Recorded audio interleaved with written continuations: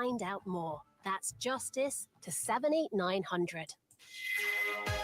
Humber Wave Radio 106.9. It's a bit early tonight, Joe. Good evening. Oh, what's happening here? We need to do this. It's all going wrong tonight.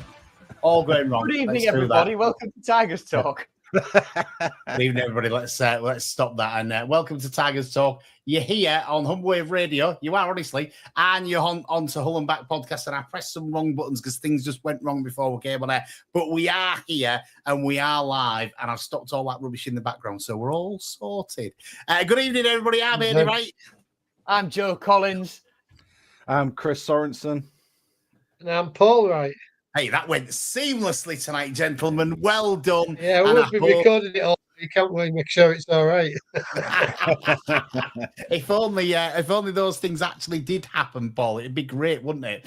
Yeah, it would be right. Can I do anything with that now? I'm not even sure it'll work. Anyway, we'll just leave that on there because the radio side of it, if I press something, it might all go wrong. So I'm not going to press it. I'm just going to leave it and hope for the best. It is working on the radio, and I just know that the listeners out there can hear me. I won't touch a button, listeners. I'll just leave it as it is, and we'll hope for the best at the end of the show because that's where the problem comes in. You don't need to worry about it, Joe. It's all right. Don't you worry about it. You just sit there and do your bit. I'll do mine, and I'll worry about it. All right? These feet are up, Adey. Don't you worry. All I've got to do is look at chat. Anyway, tonight we didn't have a game last week. We was international break. England did quite well from what I've seen. I'll be honest, I didn't watch the games. Sorry about that, everybody. Right. Didn't watch them. Trying to keep the wife happy. So no, I didn't watch them, but two good wins for England.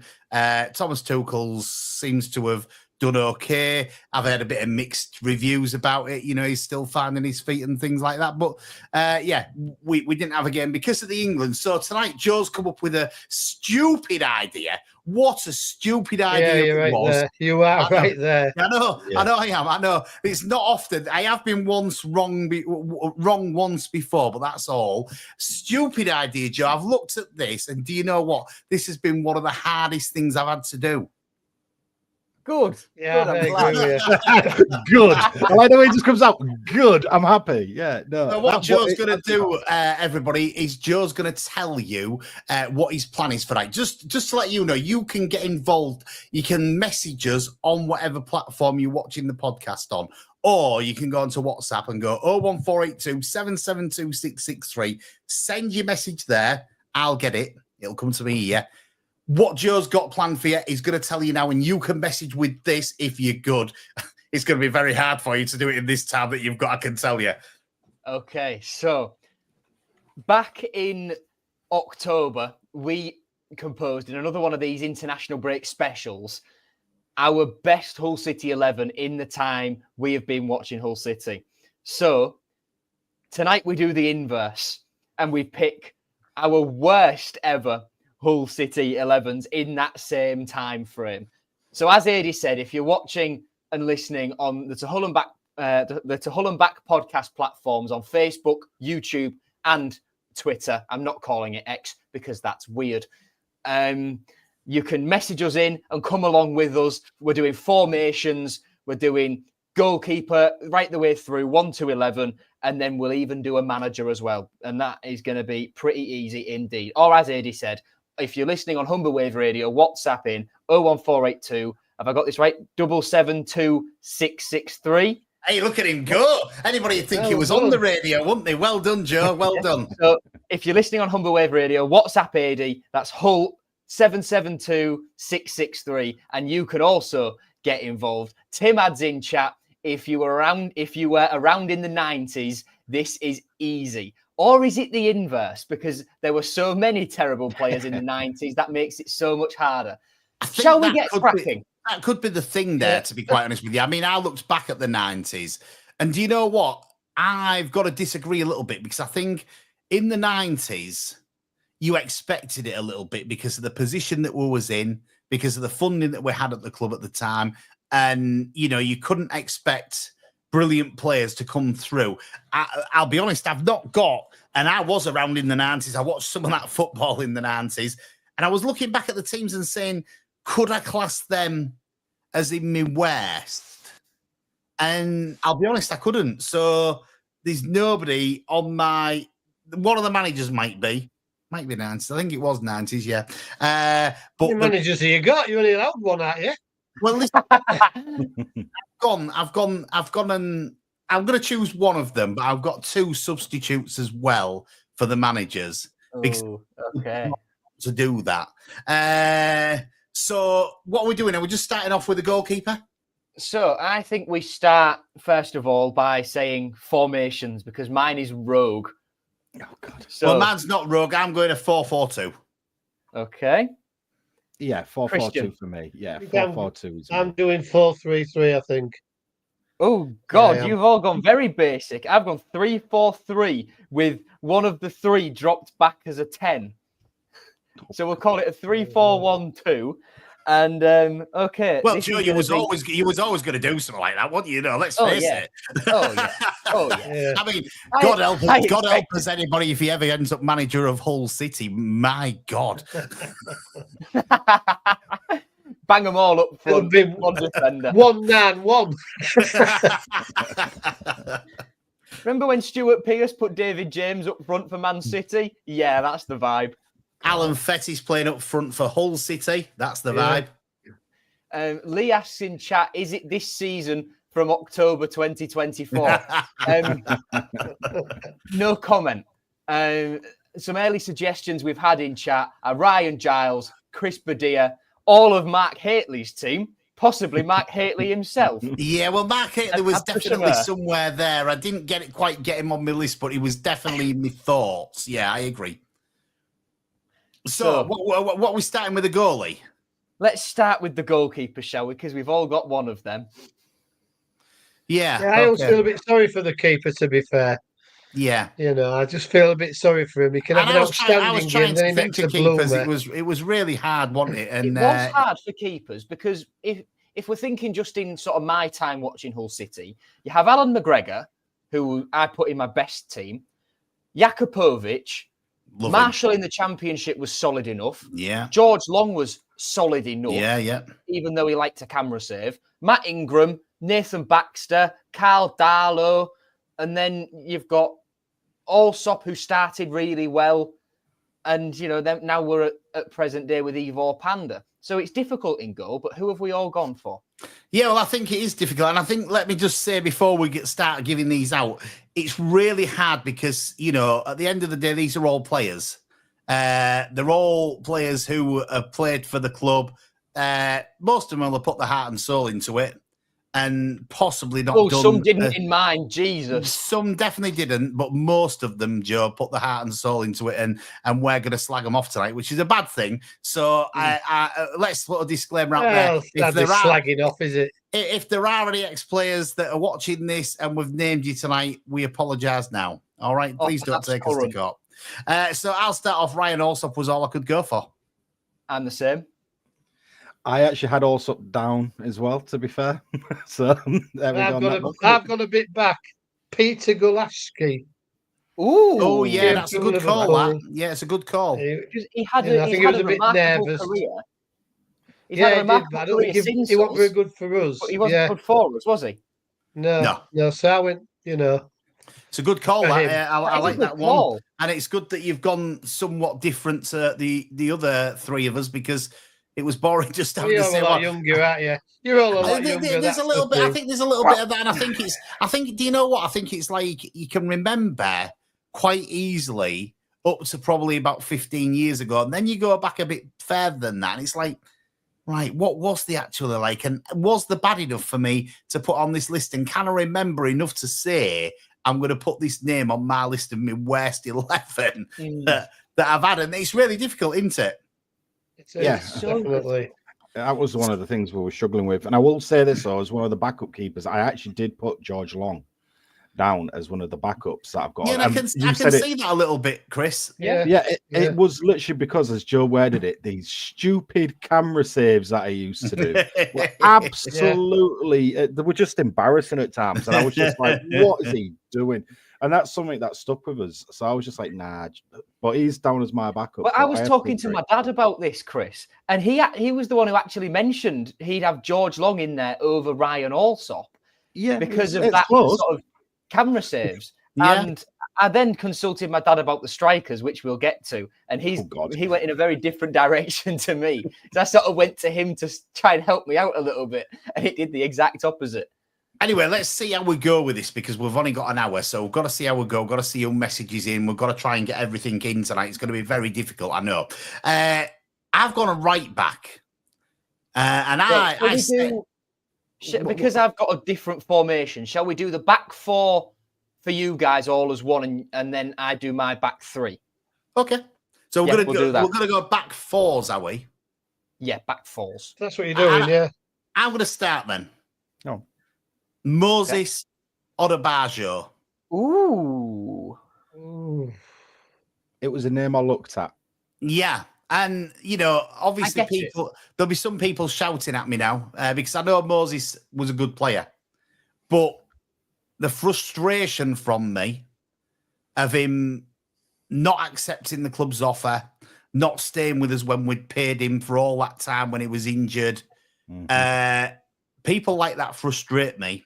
And on the same vein as that, on the other wing, the left back, my frustration one there, Josh Timon. Ooh. Yeah. Okay. Another good left back. We offered him $3,500 a week. He went for 7. We brought him through the academy. It's your hometown club, and you go. There's no wonder he gets booed every time he comes back to the MKM Stadium. Is all I'm going to say. So that's me. That's me left and me right back. Me middles, I struggled a little bit with this, to be quite honest with you. Central defenders, I really struggled. But my two that I've picked, and I might be wrong with this, but I'm going to say it anyway. Ibrahima Sonko. Oh. And the other one that I picked, and he probably was Jordy Device. Ooh. Always injured. Always injured. Such a big player, such a big lump, could play quite well, but God, he was always injured. So yeah, I can that's see it. before. Look, I've tried to give my reasons why I've done this. Sonko, I think he was just rubbish. So that's the reason for that. And Jordy Device, Moses Odebajo for the reasons that I've told you, and Josh Timon for the other reasons. So that's my back four. There you go, Cristian, you go. Right. Okay. So this is where things get a little bit like, don't shoot me. I was the same. Don't shoot me. Let's have it. But I'm going to do the left back because I need to get this one off my chest first. And it's already been said. Ryan Giles. He's there. He's there. He was the first name I put down on this list. So he's that one down. The thing with Ryan Giles, can I just say, he's still our player. I know. That's the problem. Yeah, that's the disappointment part. That's the disappointment part, isn't it? That's the problem. Like, I just can't go. That's why I couldn't list him, just because he's still our player, and I couldn't list him. I wasn't sure sorry. if I put him down as left back because he can't play there. So it was one of those where I was just like, oh, can I put him down as a left back? It was that bad. With on the right side, Eric Lee High, we spoke about just before we kicked off. Just because of my memories, I'm just thinking, wow, you're utterly useless from the games of what I watched growing up. But you did mention a name there, Joe, that did pop up, which was Todd Kane. But I'm going to stick with my original just because of what I've seen. At the back, Ibrahim Sonoko as well. Just awful. Just... How can you expect that person to be a replacement for Michael Turner of all players? Like, coming in to be like, yeah, sorry, we've just got rid of Michael Turner, who's just had a brilliant career with us, by the way, and I was gutted to see him leave. And go, this is the guy that we've got in to replace him. And you're just like, what? So I guess the pressure around him just didn't help either, but he was rubbish. And last but not least, this one's controversial, I guess. Matthew Pennington. Not controversial at all. No, I don't think it's controversial. No, I think it was definitely a consideration of mine, Cristian. It was on that. It was on that consideration. Was only because of memories. Yeah. Only because of memories. That miss kick Literally, against Borough being the notable memory there. I've got that right there, the Borough miss kick. And next to it, my little brackets, when it says reason why, I've just put utter rubbish. That is literally my little comment next to it, because just from pure memories of watching him play it. So that's my back four. Was it me next? Yeah. It is, Paul. Right back, I did have Todd Kane, to be fair. I think he was a bit of a letdown, to be quite honest, when he was here. Centre backs, I had Sonko. Yep. And also, is it Tobias Figueiredo from Forest? Yeah. I thought he was awful. For considering he's come from a decent club doing well. Just tell me your two again, please, Paul. I was just checking was all right on there. Right back was Todd Kane. Oh, yeah. The two centre backs one of them was Sonko. I think enough said about him. He's not floated our boat, obviously. And I've put Tobias Figueiredo. When he came from Forest, you'd have expected a lot out of him, but he was poor. He was really poor. What am I left with? Yeah, I think I can agree with Figueiredo. It's a good call. It's a good call, that. Good call, that one, yeah. Ryan Giles, yeah. Ryan Giles. I can't look past him because he's done nothing. And he's 5 million. It's a lot of money, isn't it? Whatever it was. Yeah. And he's not even doing that good at Middlesbrough, I don't think. So if we can get $1 million for him, I think I'd take it and run, to be quite honest, because he won't be on buttons a week, will he? No, he's been a big disappointment, I think ultimately you're probably going to struggle to get rid of him at the, with the best will in the world, because of the money that he's on, because of the money that he cost us. He's probably going to be one of these that we might mention the name a little bit later of another player that's similar to that. We won't mention him now. We'll just wait. Let's leave that one in suspense a little bit longer, just in case. Yeah, let's. Yeah. So Joe, you've got a back three because you just like to be different. Yes. So just into chat quickly, Marsha said losing Turner and gaining Sonko was very hard to take. Yeah, it was. A lot of people chucking Ben Amos about for goal. Yeah, he was one of them as well. Yeah. Ian Hesford, Cynic mentioned, Hesford mentioned again, Bracey mentioned again, Ben Amos, the worst keeper by a mile, Matt Hocking, Sergio Leite, Tobias Figueiredo in there. Josh Timon would be taken in the summer by Marsh, no question. I agree. Still a good left back. For me... He is good. He is still a good left back, and he probably owes us something. And if he came back and, did that, then my opinion may change. I'm not going to hang him out to dry, if he comes back to us. But, ultimately, it's that situation. You've seen it in the news. It's just popped up over the last week. We nearly went back for one of our old centre-backs from Leeds, and that's just been in the news this week about, why he didn't end up coming and things like that. I think Timon could end up being the similar sort of situation as that, to be quite honest with you. I don't know. I might be wrong. So my back three then. Two of the names have already been mentioned. They are Matthew Pennington and Tobias Figueiredo. For Pennington, as me and Cristian discussed, that miss kick against... against Middlesbrough. And to be fair, that was as a right back, so that was possibly a candidate for right back. Figueiredo, I can't look past Swansea away. Him and Nathan Baxter there tripping over each other. He was meant to be the big sort of hard man, absolute brute force in the middle of Shota Arveladze's back three, and it just, never happened for Shota Arveladze, but never happened for Tobias Figueiredo either. And my third one is Liam Ridgewell, utterly over the hill when he came to us, was meant to be our experienced head to replace Tommy Elphick when he was recalled from loan. He came in, and it's not like where Billy Sharp came in, who is a candidate, I'm sure, for people going forward, where he wasn't expected to play. Ridgewell didn't have to play games in the same way Sharp did because of injuries. He still got some minutes, and you could see every single minute of his 38 years on this planet when he was playing for us. Utterly terrible, and that is why he's in my back three. It's a good back three, and I think there's lots of good contenders in there. There may be some people that want to argue with them. There may be some people that want to agree with them. What I want you to do is get in touch on whatever you're watching us on tonight, whether it be as Joe says, Twitter, we'll call it X because that's what it's called these days. Facebook, YouTube, or if you want to message Humber Wave on 01482 772 663, let us know what your thoughts are tonight. We're on to midfield next, which I think Joe's got one, and we've got about 14. I'm just going to say, my midfield.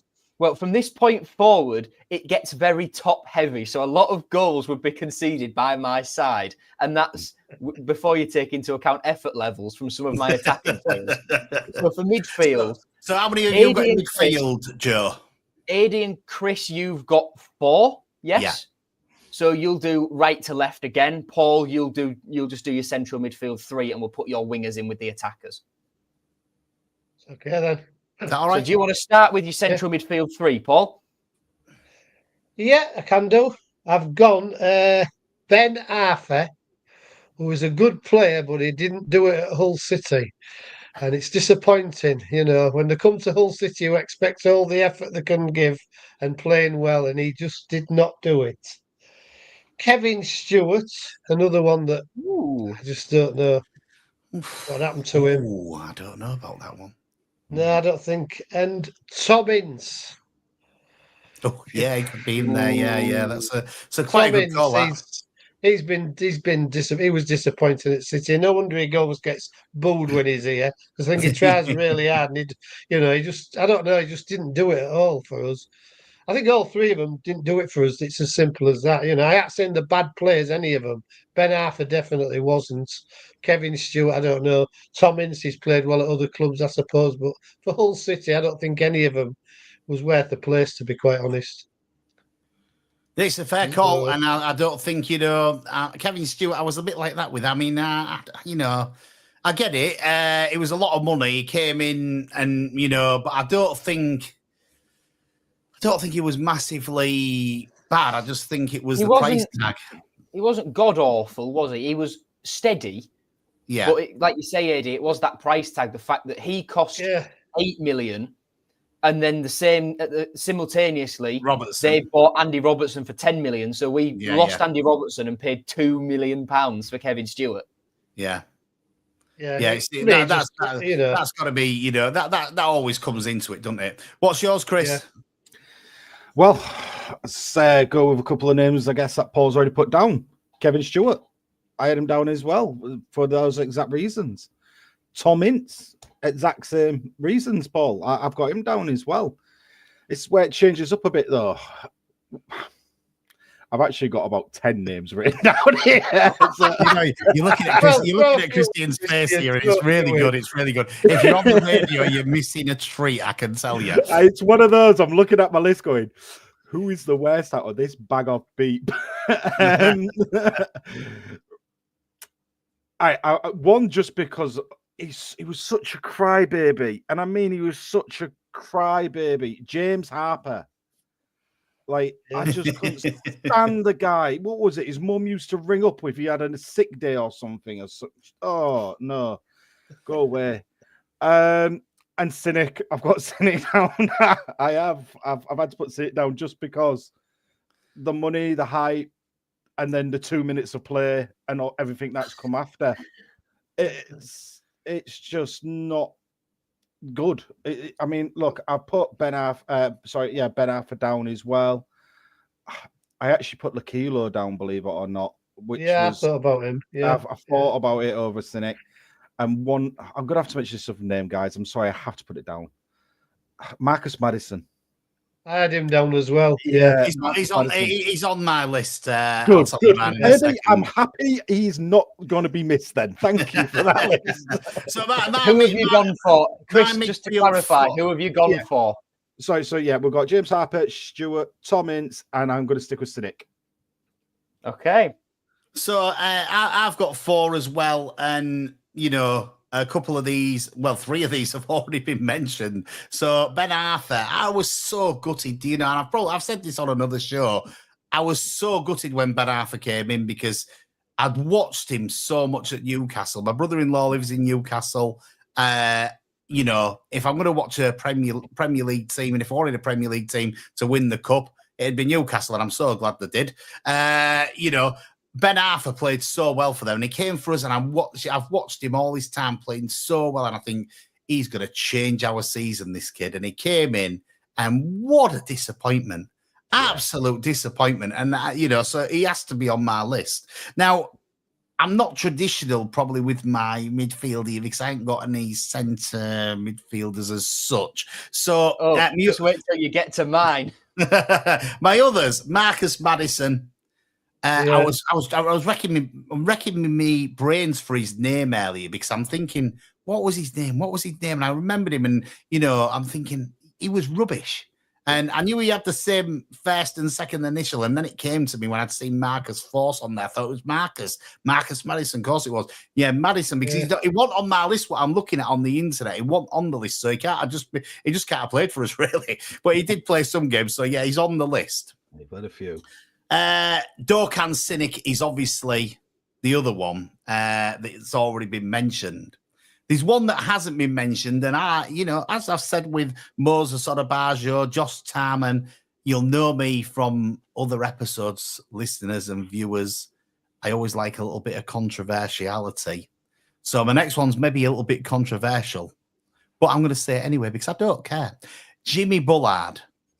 I knew it. I thought of him as well. I knew it, and I'm not arguing. I'm not going to argue with Jimmy Bullard, I think, for me, he came in. He was our most expensive signing at the time. He was always injured again. He scores one goal and does the Phil Brown thing on the pitch. And yeah, it was funny. Don't get me wrong. It was a laugh. And it's been used so many times. He's probably used it so many times. And he's a funny man, but he was rubbish for Hull City. Cost us too much money. Got an injury, did nothing for us. So yeah, Jimmy Bullard completes my four. Joe, it's on to yours. Are we ready, kids? Aye, Captain. Yeah. Right, let's go. So, let's start on the right. My right midfielder / right wing back, as this formation looks, which is really quite daunting, is Marcus Maddison, of course. He came in, his first interview, he got asked, what do you know about Hull? It's got a bridge. Well, technically, the bridge is in Hessel, so Hull hasn't even got the bridge. But besides the point, Marcus, that's one way of trying to endear yourself to the fans, I suppose. The next way is by trying to replace the impact of Jared Bowen and Kamil Grzycki. Good luck. And there's a way that you can do that. You can fail to... there's a way... There are a couple of ways you can fail to do that. You can fail by trying hard, giving it your all, as Malik Wilks tried to do and did in the League One season. You can do it as someone like a Norbert Balog did up front by just being permanently injured and then leaving during lockdown. Or you can do what Marcus Maddison did. Saunter about like you're Ronaldo while doing absolutely nothing on the pitch and having the ego of Ronaldo to match. He since then has had his own trouble with the law, let's say. Let's not elaborate. And the actions of him there don't paint him in the especially bad light, in an especially good light. Sorry, they paint him in an especially bad light. So not only did he like not care when he played for us on loan, all this kind of thing, but he also seems like a pretty terrible human being, which is I'm going to put my neck out on the line and say that. Into the centre, we have Hatem Ben Arfa, who has already been mentioned. I think, you can't look past the Man United game when he got subbed off after half an hour when we're 3-1 down at that point. No, are we 3-1 down at that point? I think we are, aren't we? 3-1 down by that point, and that was how the game finished. Yeah, it was poor. It was very poor. And the metrics came out that he had covered less ground than Alan McGregor, who was in goal, and Ben Arfa was in the pitch. And then after that, Ben Arfa went AWOL and Steve Bruce never heard from him again. And then he tried to sign for another club, but because he'd already played for 2 teams that season, he couldn't actually be registered. And then he tried it at PSG and looked okay. And then he's just had the same attitude problems everywhere he's been throughout his career. So that was what fundamentally let Ben Arfa down, who did have the talent. Yeah, it did. Yeah. And that's the most disappointing thing. That player had potential. He had the ability. Someone who didn't quite have the ability alongside him in central midfield was Liam Walsh. Who was signed by Shota Arveladze because he came off the bench and nearly scored a free kick against us in Arveladze's first game for us. He played like 4 games and spent more time sat in the stands at Anfield than he did on the pitch at the MKM while playing for Hull City. So that was just an absolute waste, an utter waste of everyone's time, effort, and money. And that brings us on to the left flank. Whew. Are we ready? David Milinkovic. Oh, yeah. Yeah. Signed from Hearts after doing well in Scotland. I had a bit of hope. But he, again, just had the same sort of attitude problem. And that's what let him down. He'd never, because of the attitude, he never really got the chance to show what he was about. And Nigel Adkins did right in doing that. If you're not in the right frame of mind, you don't deserve to play. Yeah. And let's be honest, I'll be honest, another sort of reason I picked him was when he went out on loan to Vancouver Whitecaps in the January of the 1920 season, we decided to cut our losses there. I sent him a little good luck message. You know, I'm 12, 13 at that point. Send him a message, you know, just wish him all the best. That gets greeted by a block because he imagines I'm being sarcastic because he knows he was terrible for us.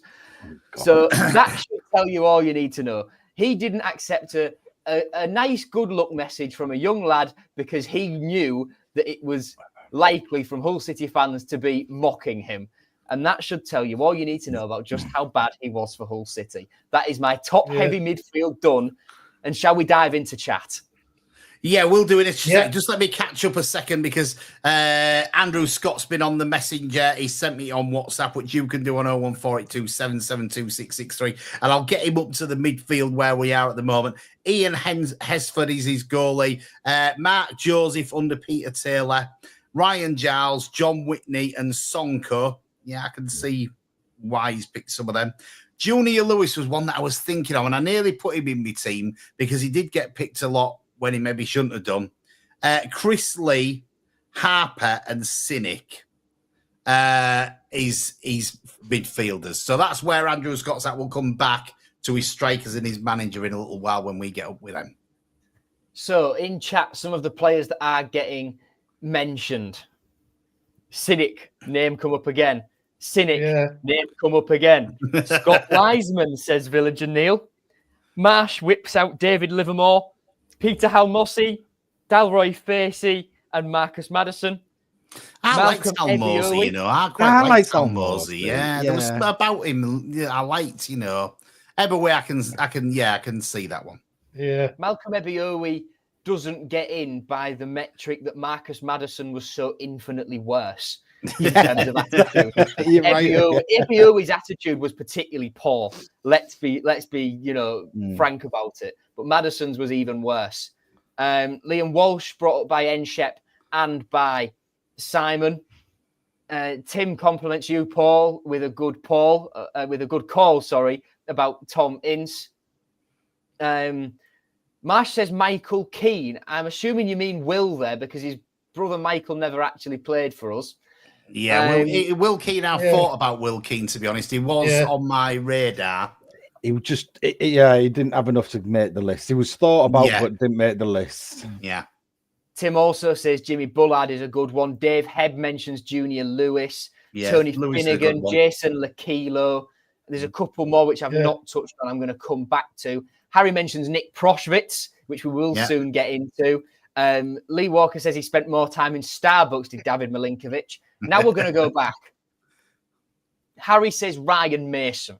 Now that Yeah, Ryan Mason was one that, because of the price tag, I get what Harry's saying, and I did consider sticking him on man, but because of the injury, I think harsh. It was harsh, yeah.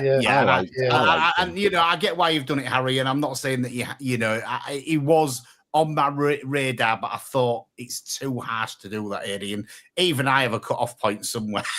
You'd be surprised to hear it. Lies. Honestly, I do have a cut-off point somewhere. Ryan Mason was that cut-off point. You're going to nearly die on the pitch, and then Adrian will give you a chance. Exactly.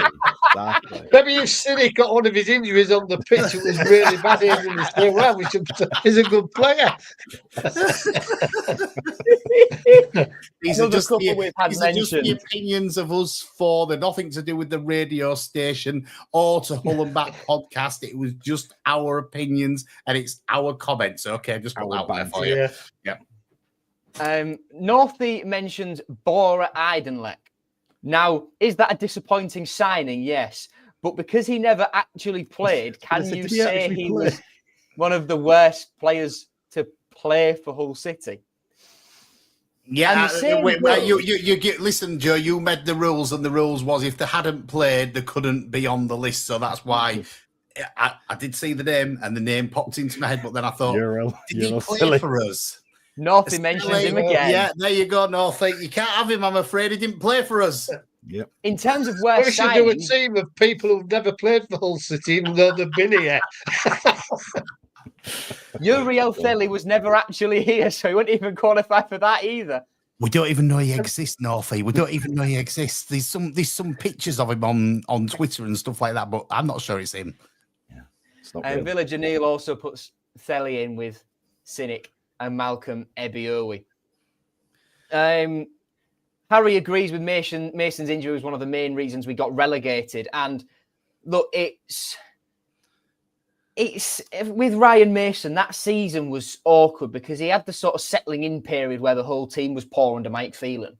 Yeah, then Marco Silva came in and he just started to pick up, didn't he? But then it happened against Chelsea and derailed absolutely everything. When I was looking through for this, I was looking for some images because I was trying to come up with see if there was a way I could put pictures of players on screens and stuff like that. And I saw one of Ryan Mason stood with Stephen Kingsley, who could have been a candidate for left back, and for me was. Yeah, definitely. And I thought, why was that photo taken in particular? Then it dawned on me. Kingsley signed in that summer of 2017 when Ryan Mason hadn't retired and was back in Hull trying to get himself back involved with football before the doctors told him it was too risky. So they were like technically teammates. And the same can be said for Ryan Mason and someone like Harry Wilson, who signed on loan in the January before Mason retired in the March. So it's a shame with what happened to Ryan Mason. And Chris, you mentioned it in the best episode that we did. And you were saying, you were looking at it from the lens of, we signed him for this much money. He was an England international out of Tottenham's academy. He could have been so good for us, and he could have made his way into that team. Yeah. I think it started to improve, as you say. He started to that goal that he scored in the cup was amazing. Yeah. Oh, God. He takes that so well, and you got glimpses there of what could have been, and it was a shame for Ryan Mason. Glad to see that he's doing really well with Tottenham. He's done brilliant with the academy down there and stuff like that. So it's good to see that he's still been involved in football and that he's still got the passion for it because, ultimately he wanted to get back playing, but, it was just on the doctor's advice that he didn't end up getting back playing. So, good on him. He's a Tottenham lad anyway, and that was his team. So good that he's done that. And, I think he might make a manager. And he might come through and be a good manager one day, to be quite honest, because he's playing his trade quite well and he's doing quite well at it. So, long may that continue because it was an awful injury that he had. And as you say, I think footballers, in some respect, are very lucky that if they get these injuries, they've got such good medical staff around them that, you look at Eriksen at Man United now playing and what happened to him and playing for what would be normally one of the top teams in the country, and he's playing for them after nearly dying on the pitch. So I think that that respect, I was going to say he did die on the pitch. He did die on the pitch. Yeah. I mean, they brought him back, and but this is the wonders of the medical staff that work behind the scenes at all football clubs. They've got all this behind the scenes, and I think because of that, it helps if they do get an injury, and I think it can help you to come through it and be able to continue your life. Which both of the players that I've just mentioned, Ericsson,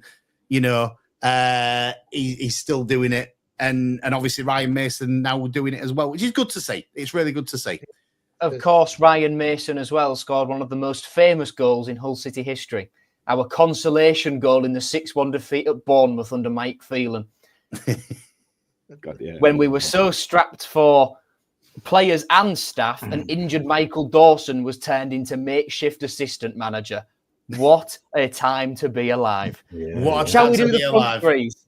Yes. I mean, I've got a 4-4-2, so I've got 2, but are you allowed a sub? Oh, go on. I need about 10 subs. What are you on about? Okay, so who's starting with the front 2? Shall I start with my... Joe. Joe, I'll start with my 3 then. Yeah, I'll start with my 3. So the player I've put in my 10 is Dokan Sinek. Yeah. I mean, I saw him doing the ball with the Tigers yesterday, and I thought, God forbid he drops a bowling ball. Because if he dropped that and it landed on one of his feet, then he'd fall and break every other bone in his body. And it would be a medical emergency for every member of staff at both Hull Royal and at Castle Hill. And the whole event would have been a shambles, and every other kid would have gone home disappointed because one of the players disintegrated in front of them. Either that or he dislocated his shoulder swinging. Well, it could be that. Putting the ball. You could do that. They did actually play or were due to play a behind closed doors friendly this week, which he was meant to play in. So if he survived that, what is going on? Are we living on Mars or something like that? Anyway, my 2 strikers, and there were many a candidate for this. I could have picked James Scott, Billy Sharp, Marcus Force, Norbert Ballog, Danny Give Graham. all of them away because we might have these on our list. Yeah. I could have picked so many, and I could go on with that. But I went for Dear Mercy Mbakani. Yeah, I can see that. Yeah. Recency bias, Chris Bedia. Mbakani was just utterly terrible. He looked like a bit of a handful at Norwich, came to us and was just a big useless lump. And he was somehow kept on for the second half of the season, even though he got so many other loan players and was never going to get in the squad because Marco Silva was always going to pick El Abdullawi, Ndai, Markovic, Nias, etc., Ranocchia to be in the squad as loan players over Mbakani. And then Chris Bedia, just because I don't know who sanctioned that signing, and whoever did, to quote someone, I think Mercutio from Romeo and Juliet, plague on both your houses. Yeah. Because although he scored 3, there were a penalty, a handball, and a tap-in. Yeah. Come on, I could do that. That castles the ideal hat-trick. Could do it. Could certainly class as the ideal hat-trick. Who's going next? Go on, Paul, give us your 3. Well, you've said a couple of them. Danny Graham, a big letdown. James Scott, God. I can't believe he didn't hear everybody's because he was awful. He was awful. I don't know how we signed him. Yeah, it's a he good was call. Awful. And he come with quite a decent, they said a decent pedigree. He was at a Scottish club. I forget which one was it, Hearts or somewhere. Motherwell. They said he was we really paid £1 million for him. We paid £1 million for him. And they said I was a their player of the year or something. I was really, really sad to lose him. So I thought he's a good player. This will be a good player, this lad. He was awful. Absolutely Yeah, awful. yeah. And the last one, the only German ever to miss a penalty. That's what I call him as well. I mean, we needed the penalty. Luckily, we got away with it, but we could have done with that penalty slotted in. You think a German, a penalty, it's guaranteed, isn't it? Nick Crosswich, whoever is called. I can't believe it. The only German we've signed recently, and he can't even put a penalty in. He's got to be bad. He's crossed off on my list, so yeah, he was consideration on my list, Paul. So yeah, totally get it, understand it, and yeah, I can agree with you what you're saying. We're leaving Cristian till last. I think he's sat back and he's waiting for this. So I'm definitely waiting. Am I going first, or are you going first, Chris? No, please go first, because I'm not going to lie to you all as well. I've got that many names down for this position. I still haven't made up which one's worse than the others. Well, I'll put two in then, and I'll put two in, both that have not been named yet. Oh, that's good. Which is either a good thing or I'm just stupid. One or the other. So one of them's Managerial. Oh, yeah. He's on my list. So Managerial, Managerial. yeah, I remember Managerial coming in. He scored one goal for us. I think it was against Fulham away. It was. And I think we won the game 1-0, if I'm right. I remember it was the time when, I mean, shouldn't say this on the radio, but some dodgy streams had just come in, and they was going to show it in one of the clubs, and went to this club to go see this dodgy stream. Excuse me, and they couldn't get it. So we ended up listening to it on the radio whilst having a pint in the club instead of watching it, which was a big disappointment anyway. And then Managerial goes and scores and we win 1-0. So yeah, Managerial, he's on my list. And the other one, I mean, I've got two, and that's why I said, can I have a sub? The other one that I've put on here is Chris Martin. Yeah, because to go with that. Do you know, it's another one of them frustrating ones, is Chris Martin, where he played quite well before he come to us. He played rubbish for us. And then he played quite well again when he went away from us. And that frustrates the life out of me, does that. When you get a player who you think, he's played well before he's come here, he's going to be good for us, and he comes in and he's absolutely rubbish, and he goes somewhere else and then plays well again. I'm like, what is going on? So, yeah, Chris Martin. My other one has been mentioned, and it's just Billy Sharp, because, he's come to us. Did he need a goal to get 150 or something, or was it 200 or 250.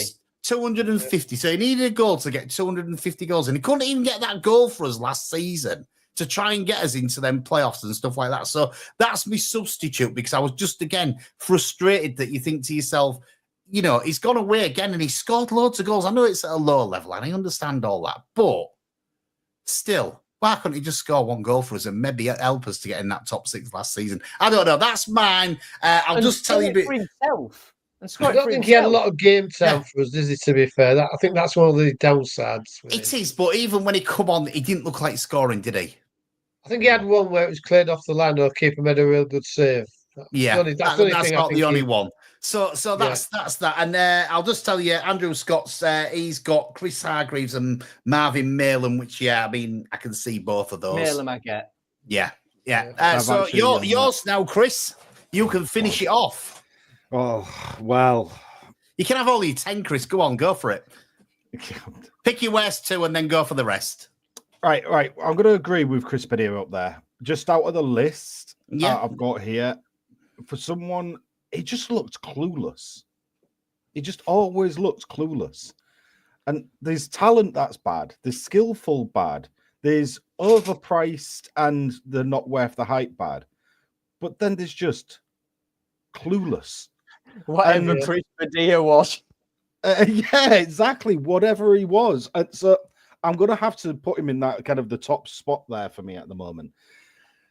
It's the next one which is causing me a bit of grief, because James Scott, Paul, as you've said, he's quite high on my list. He was like one of the first names I actually recalled.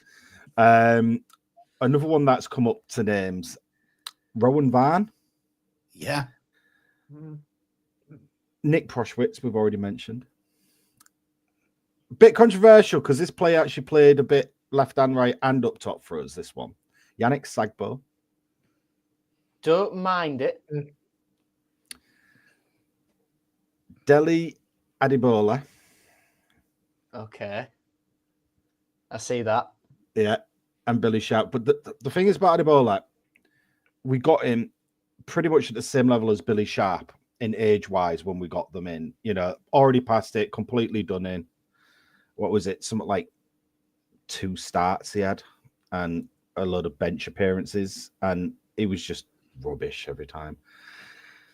I'm going to stick... You know what, Paul? I'm going to take your James Scott and Joe, I'm going to do Chris Biddy up top for my top 2 because that partnership will not score a goal in a million years unless someone kicks it at the face. It bounces off each other by accident at each other's heads. One of them will trip over the other. The ball will get flicked up the air, hit the crossbar.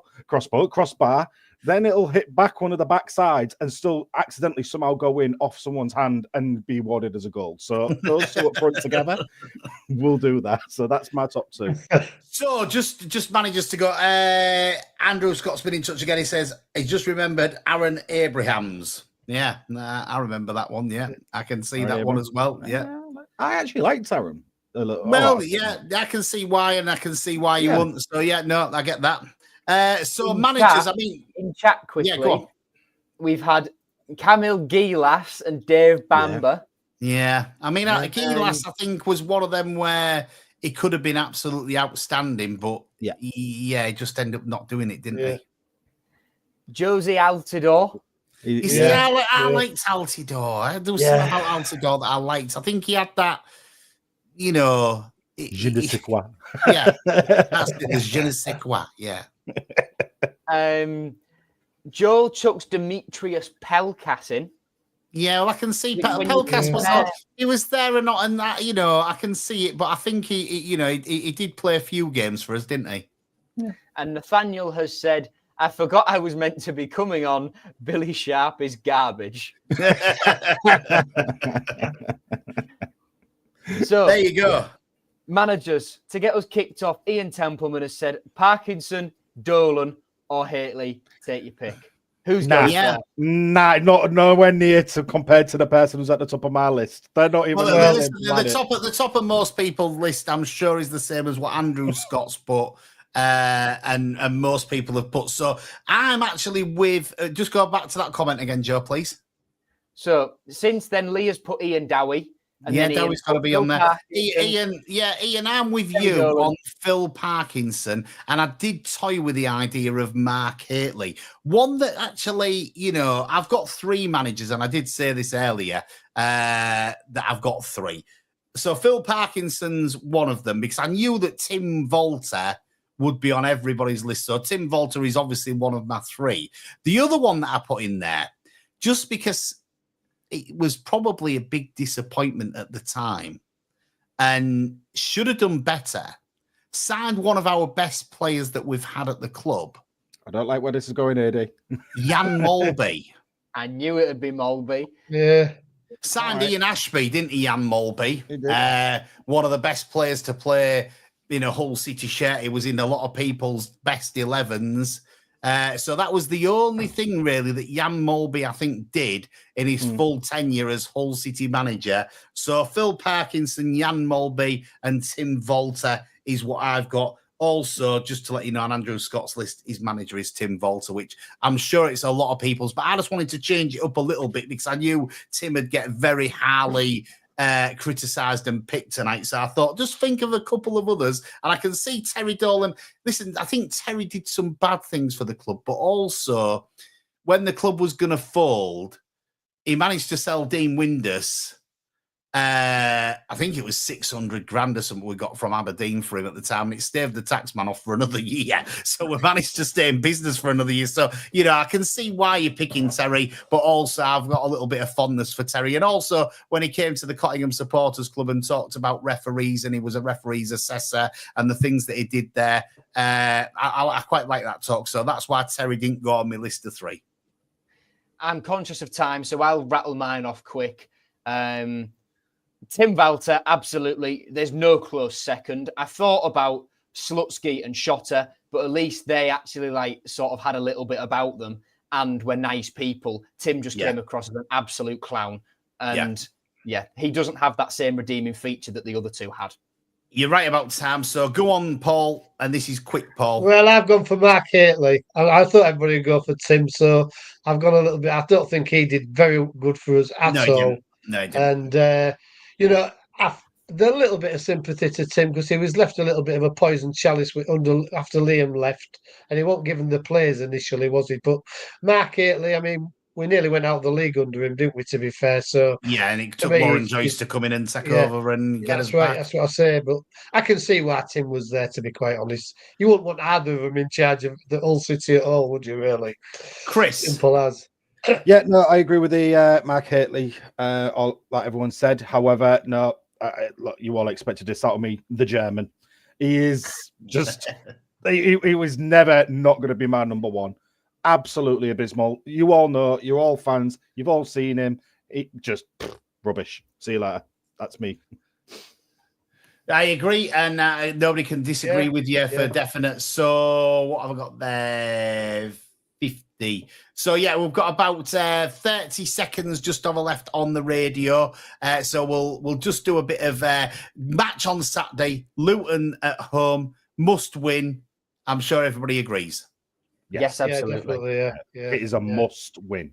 We'll talk a little bit more about this on the podcast once the radio's finished. But it's been great to have you if you've been tuned into on the radio. If you want to catch us and just catch, we're only going to stay on 5 minutes on the podcast. Then you can come on to us to Hold Them Back podcast. Go on there. If not, then have a great week. We'll see you again next Wednesday, 7:00 on the radio. I've been Adey Wright. I've been Joe Collins. I've been Chris Sorensen. And I've been Paul Wright. And I'm just going to click a couple of buttons here and do that, and then I can get rid of that. And there we go. I think that's going to work all right. I think it's going to be all right. We're back on the podcast now, so just let me double check that. That's fine. It's all going to work fine. I can forget about it now. So game on Saturday against Luton. They've got a couple of injuries, I think, from what I've been reading. It's still Jacob Brown. Still a difficult game for us, though. We don't like coming back after international breaks. It's a 12:30 kickoff. We don't like them. We're going to win, aren't we? Yeah. And it's at home.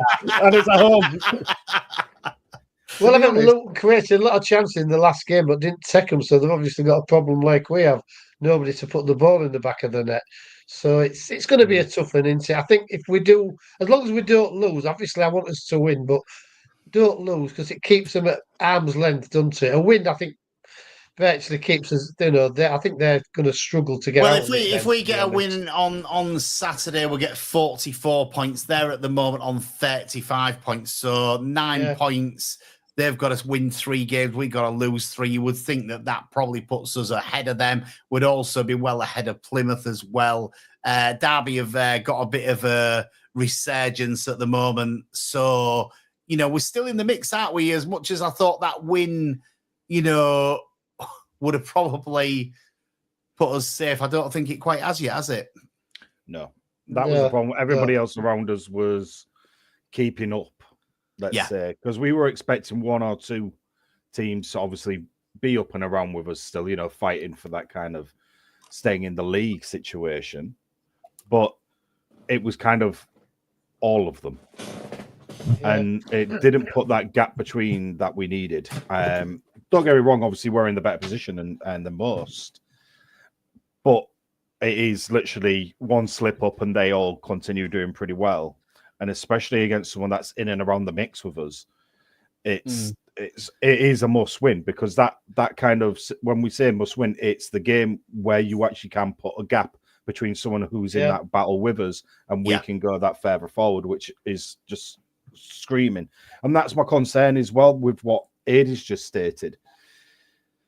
After international break, a team lower down, and I don't want to jinx it. And my desk is made out of wood. You can all hear me tapping this.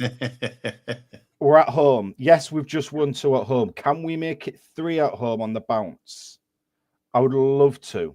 Yeah, I me would too. absolutely love to. And I hope look, it is an early kickoff, but I do hope the stadium is packed for this one because it is so important, this game. Yes, Well, every game is, but Lee says it in chat. He says we need to get the atmosphere going like we did against Oxford. The fans have to be the 12th man. Yeah, absolutely. We've got a couple of I think we have got a hard running, to be quite honest with you, because when you look at it, we're either playing somebody that's fighting to get up to the top, or we're fighting somebody that's in a similar position to what we are. So we've got a very hard running. And if we could win this game on Saturday, then that'd give us a really big boost and, maybe takes, a big chunk of pressure off because, it could see us even get up to about 17th or something like that if other games go our way. So then that does take the pressure off. Whereas at the moment, I think sitting in 19th, what is there between us and Derby? There's only 3 points, so there's only 1 win in it. We're still not quite with the pressure off yet, are we? There's no easy games. No easy games. Every single one of these last 8 means everything. Luton to Sheff Wednesday to Watford to Coventry to Swansea to Preston to Derby to Portsmouth. Every single one of them means loads. It does. You look at Luton, nothing needs to be said. Sheff Wednesday, Yorkshire Derby, cool. Watford, it's another game. We've just got to get some out of it. Watford and Sheff Wednesday will both be still thinking the same as we would be if we was in their position. There's still a chance of that top 6. Yeah. And Coventry are, after those two, thinking exactly the same because they're in it. Yeah. And they're on such a good run. Yeah. We tend to play better against the better teams, don't we? We do tend to play better against the better teams. That is a fact. And, we've got some points where we maybe thought we wouldn't get points. But I think ultimately what Chris said is right. If we beat Luton on Saturday, one of the teams that, are around us, it's 6 points. It's not 3. Yeah. Yeah. It puts a 9-point gap, which is a lot of a gap at this time of the season with only 7 games left after that. Yeah, it is. They've got to be winning 4 out of the 7 games and hope we don't pick up any points, to get above us, sort of thing. So it is a massive, I think Plymouth and Luton, if we win on Saturday, could well go down. Could be 2 of the candidates to go down, to be quite honest. The third one, obviously, there's a few in the Stoke, Cardiff, Portsmouth's been dragged back in the mix a little bit. Well, it's on that, Paul, that Swansea in a month's time could be massive. Because if they get dragged into it, all of a sudden that game against them has so much more meaning. Yeah. Technically, they already are dragged into it. I mean, they're only 3 points in front of us. If they mess up, at weekend, and we get it, we're on the same points. Well, you would say probably 15th downward are still in that mix of, could be there or thereabouts. So it's all still to play for. It's an interesting season for anybody that's not involved in it. It's not an interesting season for anybody that is involved in it. It's very nerve-wracking. But, hopefully we'll be involved in the championship again next season because, ultimately this is what the championship is all about. There's still probably 8 teams, 10 teams that are vying for the top, and there's probably still 8 or 10 teams that are vying for the bottom as well. And that's the beauty of the championship. And that's why I think, ultimately for me as a fan of Hull, it's been the best league for us to be in. Not the Premier League. It's nice to go in the Premier League just for a bit of fun to get beat every week. But, after that, the Championship's definitely the one to be in. So I'm hoping that we can stay there and remain there again next season. It's been a good night. I've enjoyed I enjoyed probably the right word. It was a big stress trying to pick 11 players that I wanted to out on the radio as being rubbish. So not the 150 that we all had written down. I didn't have 150. I'm kinder than you, Chris. I'm not a horrible man. Just 150. One that got honestly down who didn't get mentioned. Ryan Tafazoli, Andre Mazouk, Stephen Kingsley, who I did mention, Ryan Taylor, Gaston Ramirez. Oh, Ryan Taylor. Yeah. All right. You see, I liked Ramirez. I thought Ramirez was all right. I thought it was there was a player in there. Jordan Flores, who I put down, then realised, wait, hang on, that was during COVID. No one actually saw him play. Forget it. Matt Smith, who we signed on loan from Man City when we were embargoed. That was an experience. He played like 3 times, then we never saw him again. Malem got a mention. Harvey Vale didn't get a mention. He did get a mention, yeah. Martin Samuelson didn't either. No, Samuelson didn't. No, you're right. On the pitch was very poor, but Malik Wilkes has told me he trained like Ronaldo. So I don't know where it didn't. Some wires got crossed there, I think. But yeah, it was good. Well done for coming up with the idea, Joe. Don't come up with anything as stupid as that again, please. Thank God there's no more international breaks. That's all I can say. That's a definite good point. Just wait till the off-season, Paul. Wait till the off-season. We'll be back next week from 7 o'clock on Humber Wave Radio and to Hull and Back podcast. I've enjoyed tonight. If you've only just joined us and you missed it, you can listen again or you can watch us again. It's all on there and you can say yeah or nay and have a little argument with us to yourself. But yeah, we'll be back next week from 7 o'clock on Humber Wave Radio and to Hull and Back podcast. I've been Adey Wright. I've been Joe Collins. I've been Chris Sorensen. And I've been Paul Wright. And we'll see you all next week. Thanks all for listening. Cheers, everyone. Bye.